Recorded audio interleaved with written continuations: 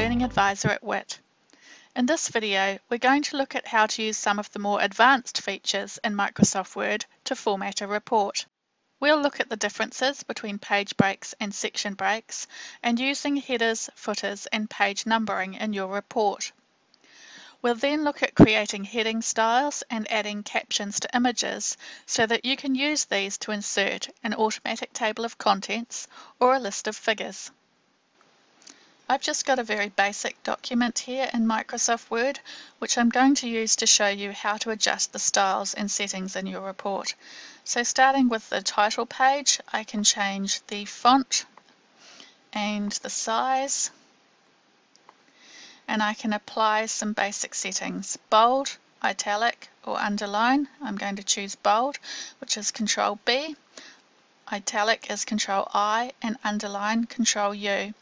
And then I'm going to align center, which is this button here, or again Control L for left, Control E for center, and Control R for right. If I want some more font styles, say for this heading part, I can just choose this little arrow in the corner, and that allows me to use some other effects like turning it all into capital letters, or maybe using small caps, which is still capitals, but it makes the lowercase letters just a slightly smaller size. The next thing I'm going to do is add a page break, so I'm going to put one here, insert page break, and that just pushes the content of my report onto the next page. That's a really useful thing to do to make sure that your reference list always starts on a new page. So I'm going to put a page break in there as well. I've left a little gap here for my table of contents, and I want my introduction to start on a new page. But this time I'm going to go into the Layout menu and choose Breaks and Section Breaks, and then Next Page. And the reason I'm doing that is that it allows me to apply different headers and footers to the different sections. So to add headers and footers, I just double click at the top of the page, and that will open the design menu where I can edit headers and footers. So here I'm going to put a page number, and I'm going to put it at the top of the page on the right because that's where APA does it, but you can put it at the bottom or wherever you like. And I'm also going to add some text here. So if I align left, or tab to get to the center, tab again to get to the right.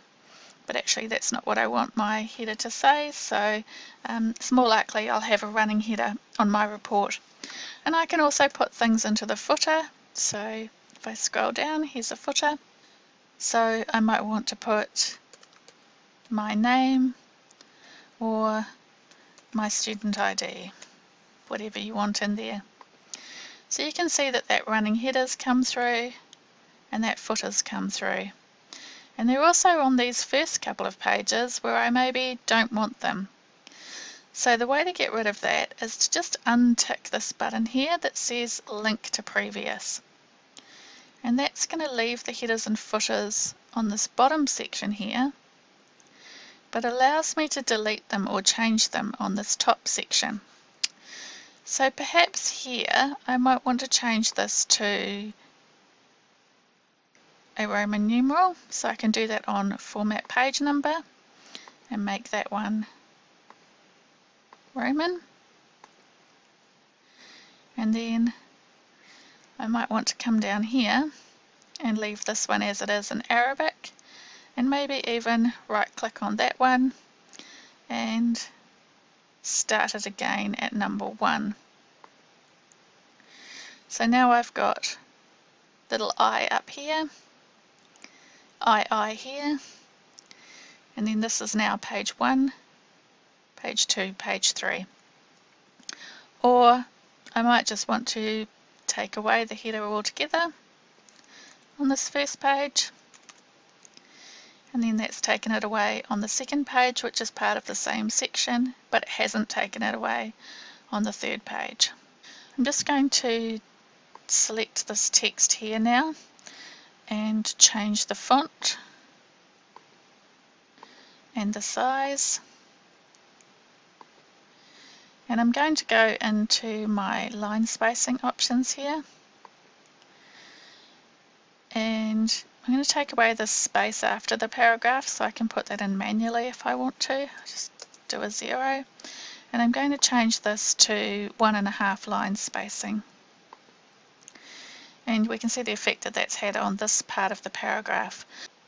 So I'm going to go up here to where it says normal. This is my normal text setting. I'm going to right click on it and click update normal to match my selection. And you can see that it's applied that normal style to all this text here. But it's also applied it to my title page because that was in normal. So I'm going to have to apply my styles to here again.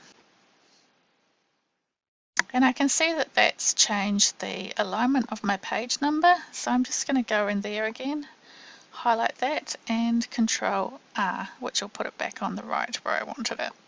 That's the problem with using styles, is it is kind of a blunt stick and it applies it everywhere.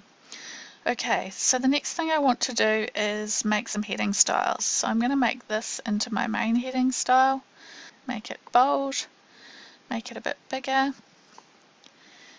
And I'm going to put some numbering on it, and you'll see that it will default to whatever Word thinks is how you should have your numbers.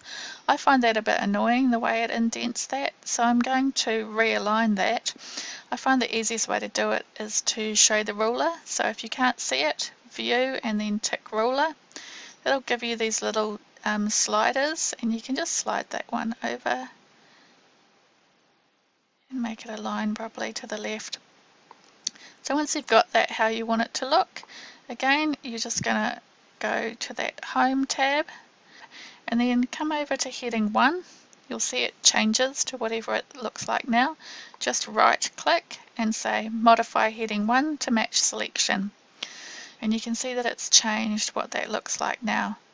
Now if I come down here, I've got another Heading 1.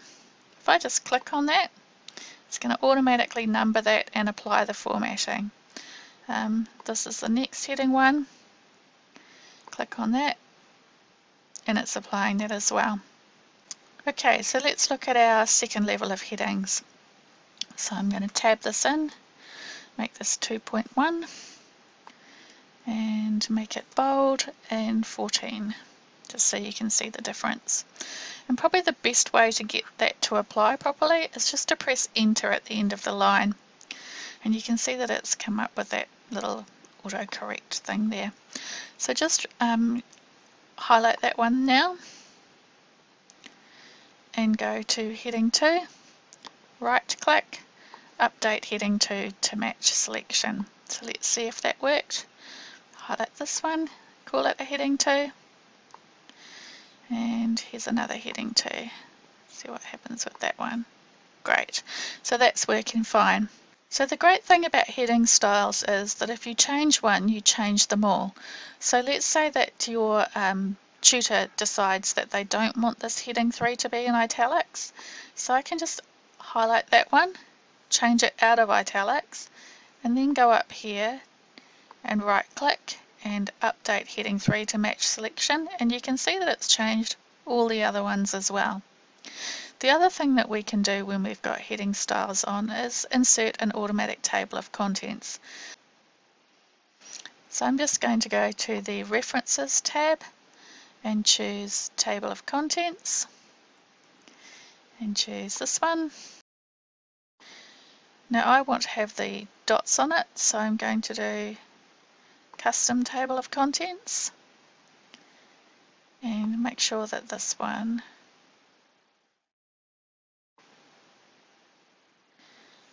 is on.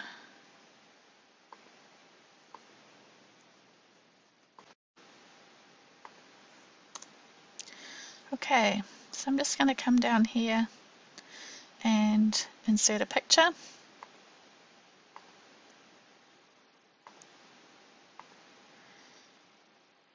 And then right click on that and insert a caption.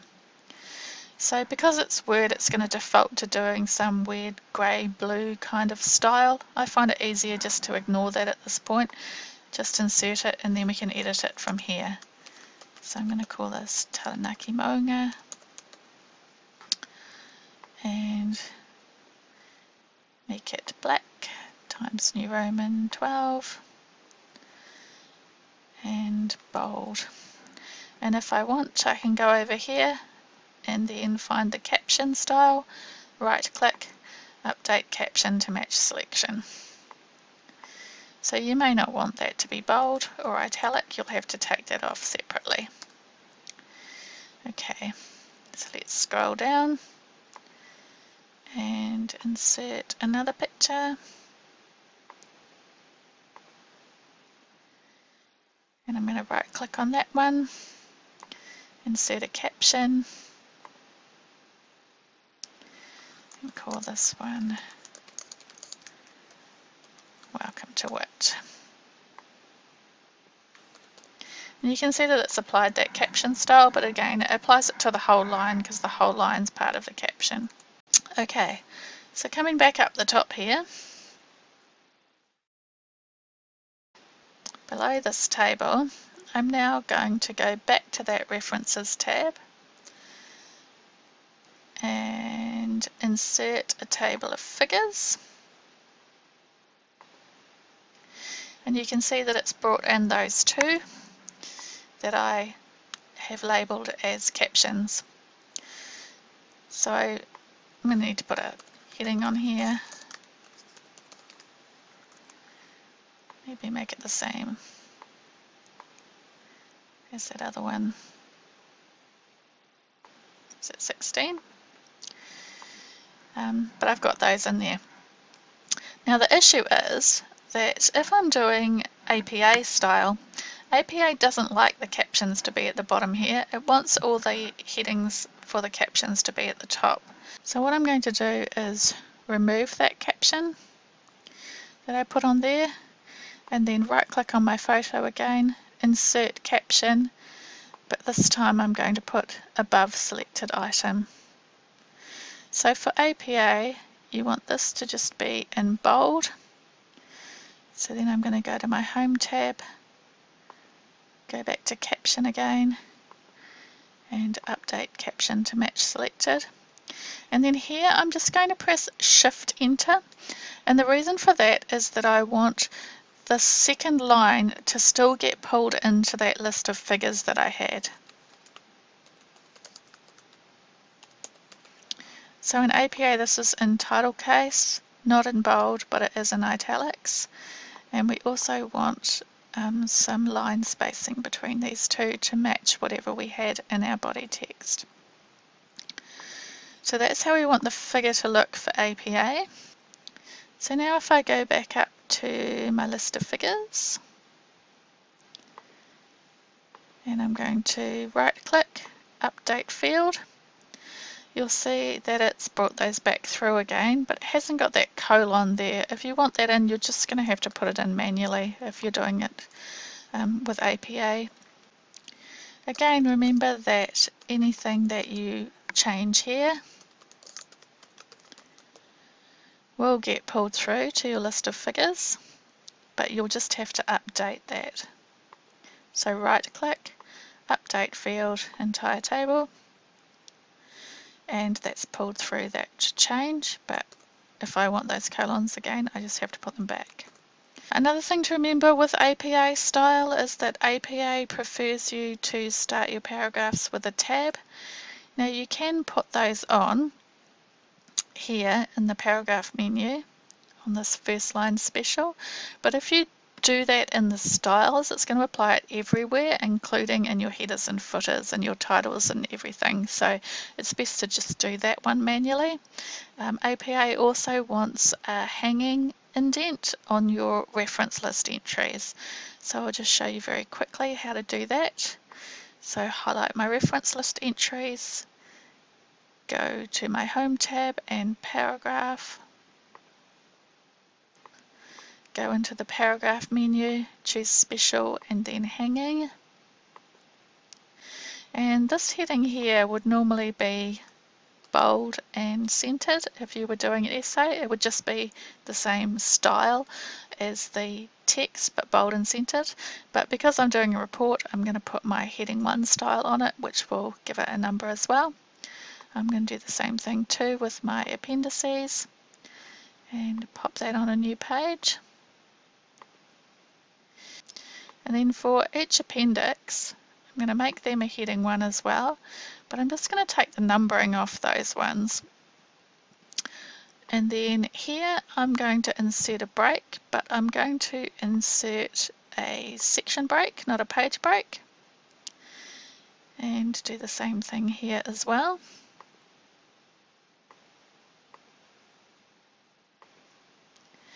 And the reason I might want to do that is that, let's say that here I was going to insert something like a big spreadsheet or a map, and it might be in landscape orientation. So if I choose orientation and landscape, because I've put section breaks in there, I can just turn that one page around and leave the other ones all portrait. So that's another reason why you might want to use a section break rather than a page break.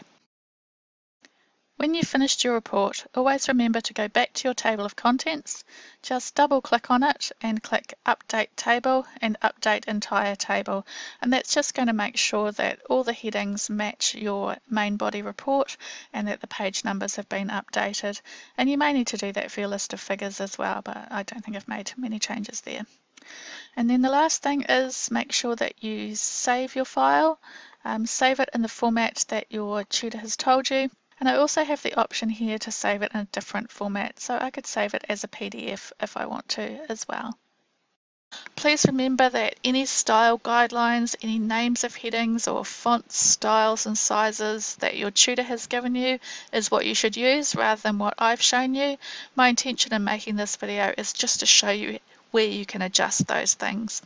So I hope you find that useful. All the best with your report. Ka kite anō. See you next time.